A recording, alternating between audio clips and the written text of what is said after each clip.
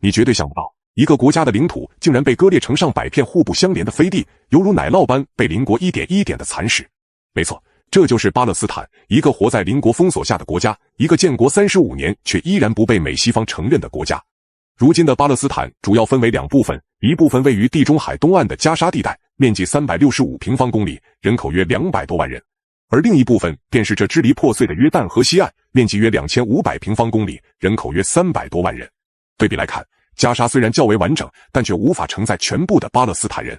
而约旦河西岸虽然残破了一些，但至少是保住了大部分土地。事实上并非如此，这些区域确实都属于巴勒斯坦，但真正握在巴勒斯坦手里的地方其实只有这黄色的部分，而蓝色的这些地方早已成为了控制和封锁巴勒斯坦人的武装地带。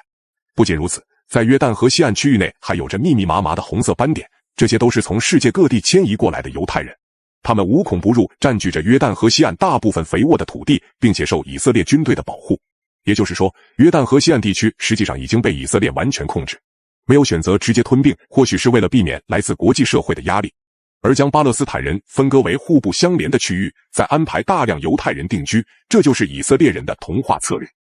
而另一边的加沙地带就更不容乐观了，这个用高墙和电网层层包裹的区域就是加沙，一个面积仅只有365平方公里的地方，却硬生生塞下了200多万巴勒斯坦人。再看看城外宽大开阔的以色列耕地，简直如同是两个世界一般。不仅如此，加沙地区的生活物资以及水电煤气等资源都要受到以色列的严格管控，哪怕是来自国际社会的人道援助也需要允许才能进入。可以说，加沙地区就像是一座露天的大型监狱，200多万人犹如囚犯般生活在资源匮乏的城墙之内。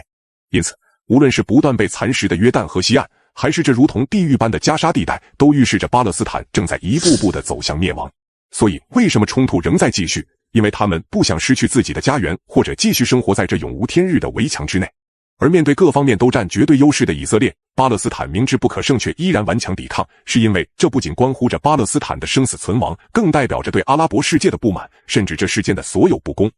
况且，以色列就算吞下了巴勒斯坦，这中东真的就可以太平了吗？很显然，并不会。以色列能在阿拉伯的地盘上建国，又能轻易地灭掉一个阿拉伯国家，明显是有备而来，有恃无恐。那么，即便以色列没有对外扩张的打算，与其相邻的阿拉伯国家必然也会受到极大的威胁。而其中与以色列有领土纠纷的叙利亚和黎巴嫩，自然就成了新一轮冲突的开始。当然了，以色列的野心或许很大，但不代表它可以为所欲为。毕竟一个建国仅70多年的国家，不仅能在中东这个地方迅速站稳脚跟，甚至还能肆无忌惮地残杀阿拉伯人，其背后还是那个造就这一系列冲突的罪魁祸首在助纣为虐。